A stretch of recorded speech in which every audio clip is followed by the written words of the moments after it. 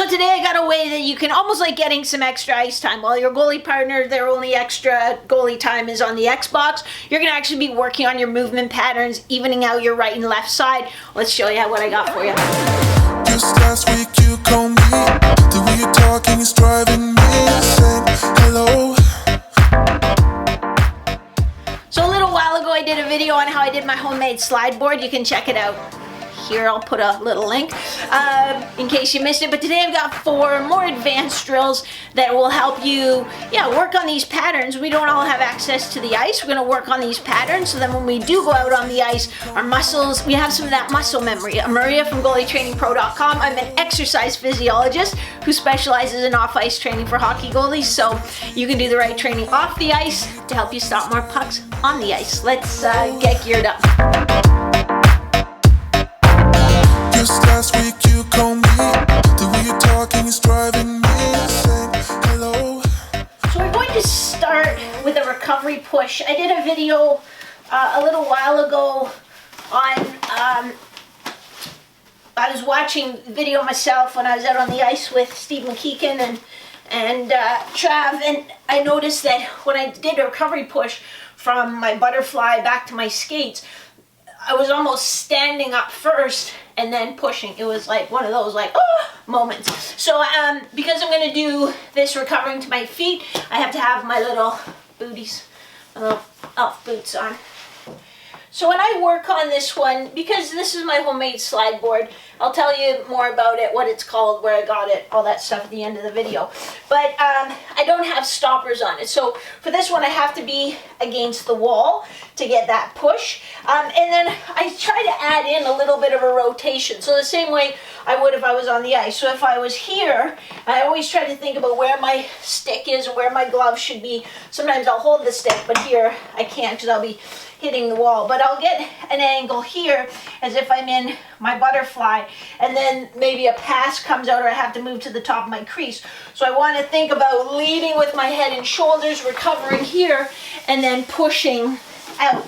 And then I just come back again. So the big thing I'm focusing on with this drill right now, for me, is to not do this, stand up, and then push across, and that's 2 things. Number 1, it's very slow. Number 2, when I recover to my skates, I'm basically standing straight up, which isn't a powerful position. So what I'm focusing on is trying to get that rotation, but then right from here the push starts, and then as I come up, I'm staying in a low, ready position. So I get a little bit of an acute angle here. I think of my head, my chest, my hands, boom. And I also try to pay attention.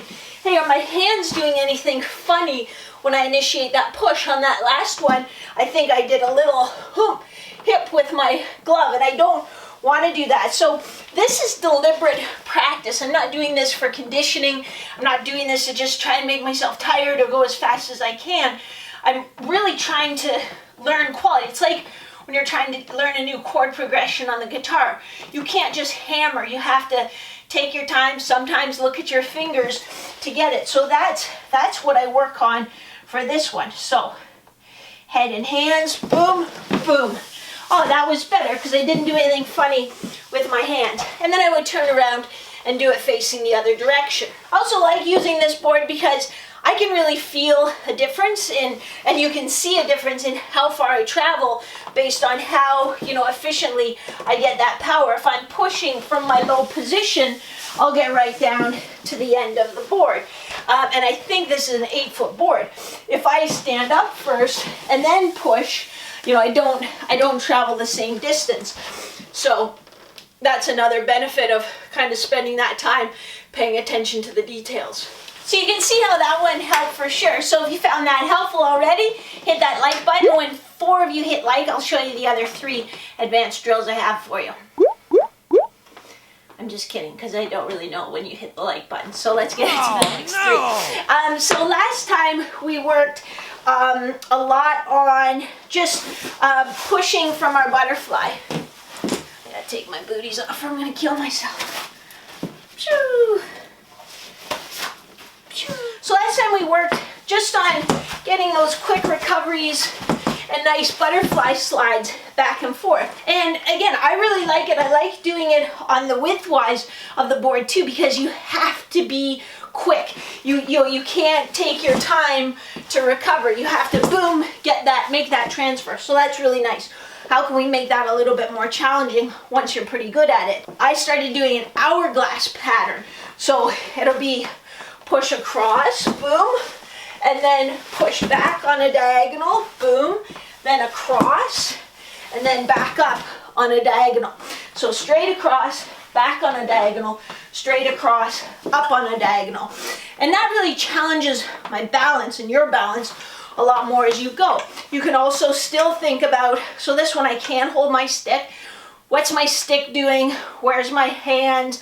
What's my body doing? So I want to go that way, I'm going to lead. I want to go this way, I'm going to lead. That way, I'm going to lead. This way, I'm going to lead. And again, start with that deliberate practice. Make it a little slower, but then you can go faster, and then you'll see where your technique breaks down. So if I start going fast, what happens?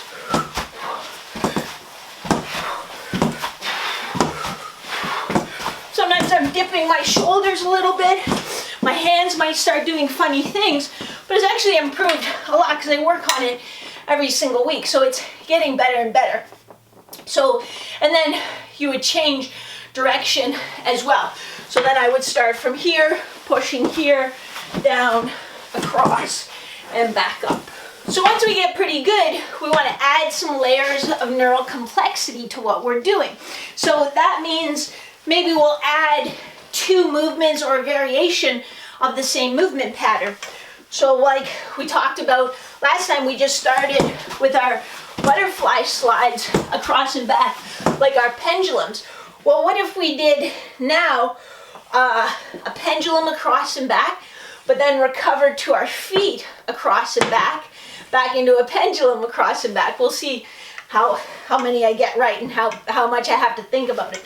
So I'm going to go across and back, staying down. Then I'm going to come up, boom, stand, boom. Then butterfly, see I did it. Then up, then butterfly, then up,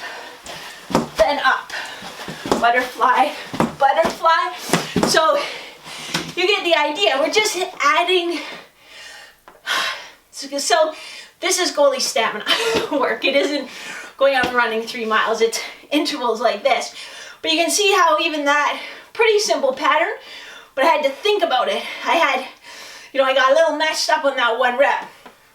That's the way we want to make it harder, not by, wearing a weight vest or, things like that, but adding layers of neural complexity, starting with deliberate practice till we're proficient, then making it harder. I'm gonna put my boots on again because T-pushes are a thing that gives me a lot of trouble. In fact, I won't say I learned how to T-push because I still am not very good at it, but I only was taught kind of how to do it. I was like, how do they do that? And I always just shuffled everywhere, which I think is good too. And I've listened to a lot of coaches and they think, some of them say that the T-push is overused, but it's something I'd like to have in my vocabulary. So here's how I can work on my T-pushes. So again, I need to be at the wall. This rewards me for staying low in my legs, for opening my hip, and then I can come around back into my ready position. Obviously, I'm not getting that C cut to decelerate me, but I can really work that pattern, opening my hips and pushing across. And then squaring up and being nice and low.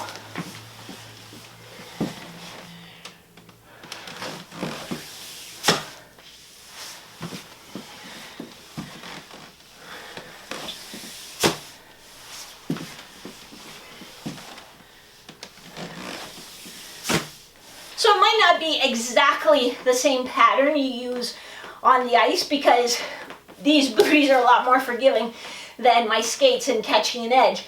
But at least it sort of trains that muscle pattern of rotating, opening, and pushing. So even just evening out your strong side and your weak side, or cleaning up your movement patterns one side to the other, has made the difference in goalies moving from AA up to AAA, or from AAA up to their next level. Because as you get to higher levels, or if you want to play at higher levels, you can't have a really like strong, efficient side and then a side that's a little meh.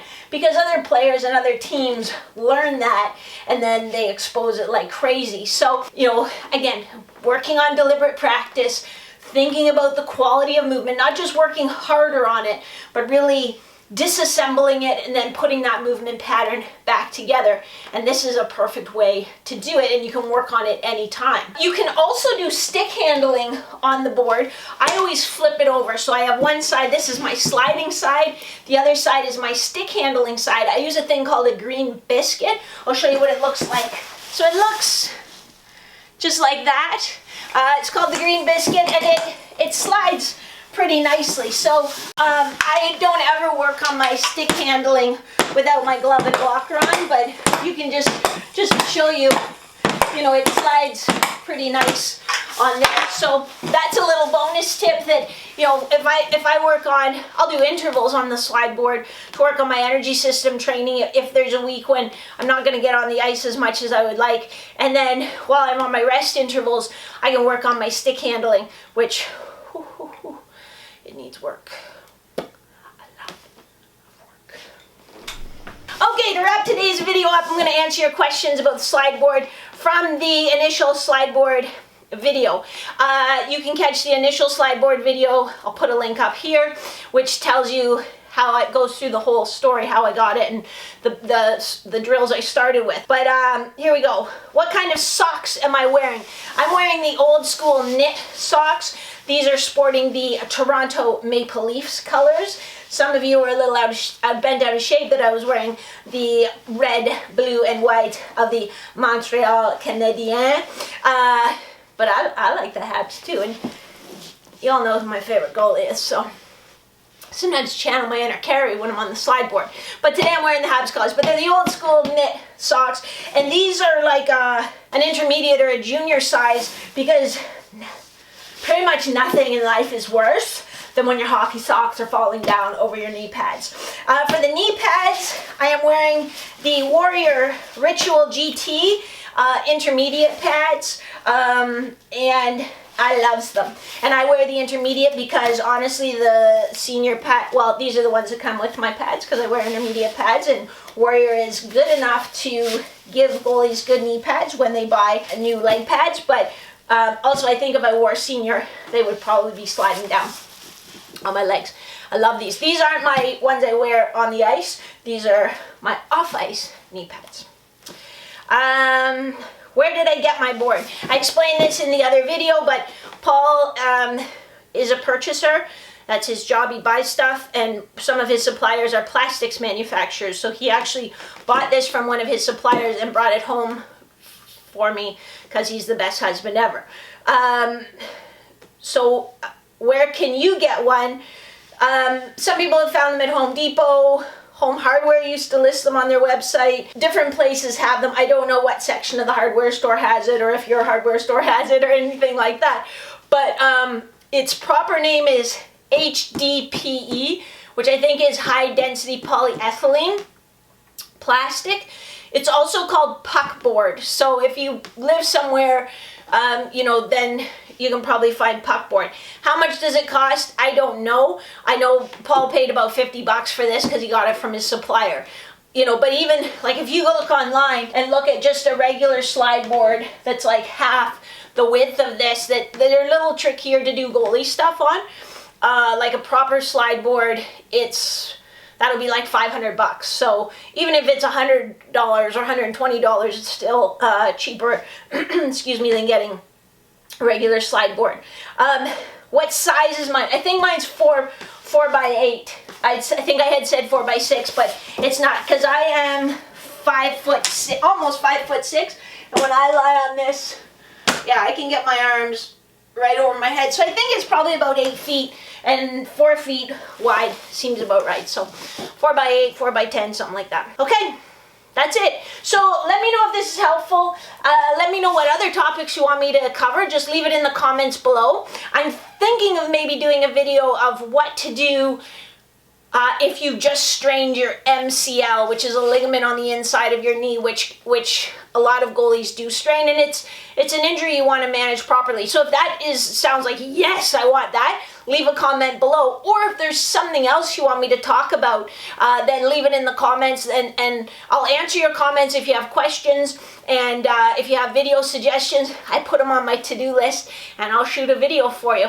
Otherwise, I'm going to keep sliding for a little bit. You guys have a great day. Get out there and stop some pucks, why don't you? Hey?